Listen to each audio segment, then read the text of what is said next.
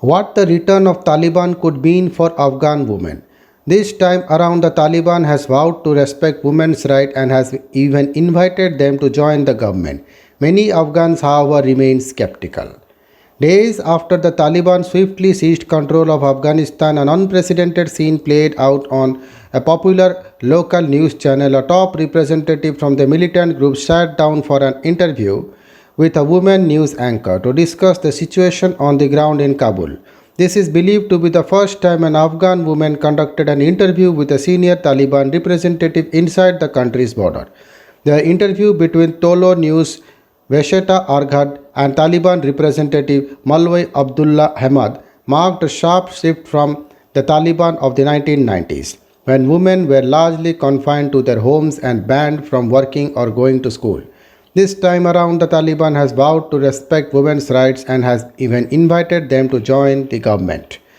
Many Afghans, however, remain skeptical. Thousands have already fled the country, fearing a return to brutal and repressive regime. On Sunday, a small group of Afghan women dressed in black abayas and hijabs were seen marching through the streets of Kabul holding placards and chanting slogans. Reportedly, the first agitation of its kind since the militant group seized control of the country. In clips shared on social media, the women are seen demanding equal rights undeterred by the armed Taliban fighters patrolling nearby. What has the Taliban said about women's rights so far? Since seizing control, Taliban officials have repeatedly tried to assure Afghan citizens, particularly women, that this time will be different. Earlier this week, the Taliban announced amnesty across the country and urged women to join its government. Some representatives have said that women will be allowed to work and study. We assure that there will be no violence against women, the spokesman Jabibullah Mujahideen said. No prejudice against women will be allowed, he said, adding a significant caveat. But the Islamic values are our framework. Women will be permitted to participate in society as long as it is within the bounds of Islamic law. Earlier, Inamul Samangani, a member of the Taliban's Cultural Commission, also addressed the concerns of women, acknowledging that they were the main victims of the more 40 years of crisis in Afghanistan. The Islamic Emirate of Afghanistan is ready to provide women with an environment to work and study, and the presence of women in different structures according to Islamic law and in accordance with our cultural values. The Taliban has also said women will not be required to wear a full burqa and can opt for just the hijab. When they were the last in power, the Taliban had made full burqa compulsory.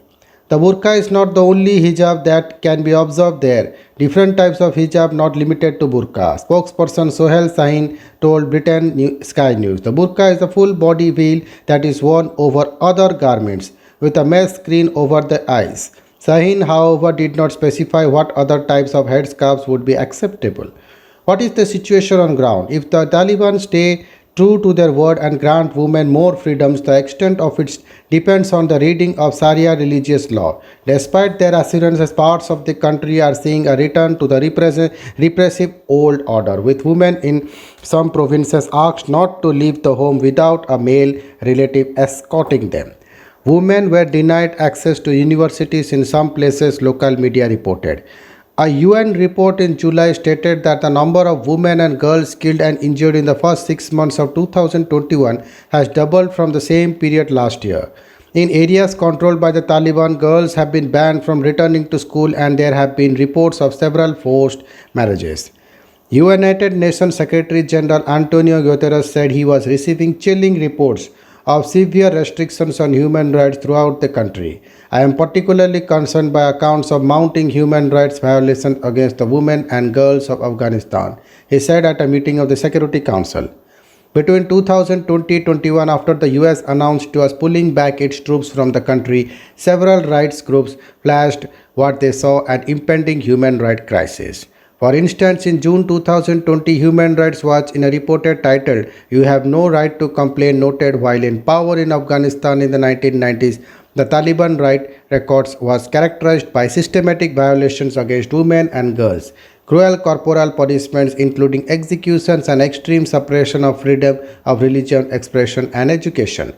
Meanwhile, Amnesty International, In a public statement titled Afghanistan Women Rights on the Verge of Rollback as an international forces withdrew and peace talks in stalemate said, the Taliban has historically enforced harsh discriminatory policies against women with the result of women being excluded from public life. While the Taliban were ruling the country from 1996 to 2001, women were denied their rights to education, and accessing health care, and their rights to freedom of movement were severely restricted. They could not appear in public without a close male relative and were subject to harsh, disproportionate punishment even for minor offenses.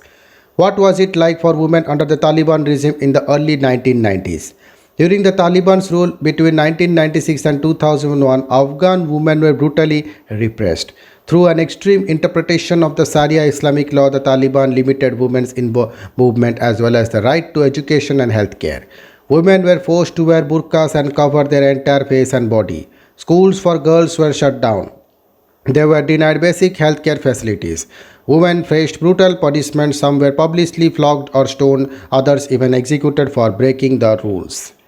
The situation was drastically improved in 2001 following the US-led invasion of Afghanistan. While they continued to face violence and discrimination, women enjoyed a multitude of new freedoms. As of last year, at least a quarter of the members of the Afghan parliament were women. Around 40% of students in Afghanistan were female in 2020, according to USAID figures. This week, Salima Marjari, one of the first women governors in Afghanistan who took up arms against the Taliban, was reportedly captured by the insurgent group. As many as 21 countries, including the US and UK, issued a joint statement on Wednesday expressing their concerns about the rights of women and girls under the Taliban. They said they were ready to provide humanitarian aid and would closely monitor the situation on ground. We are deeply worried about Afghan women and girls, their rights to education, work, and freedom of movement. We call on those in positions of power and authority across Afghanistan to guarantee their protection, read the joint statement released by the US State Department. Thank you.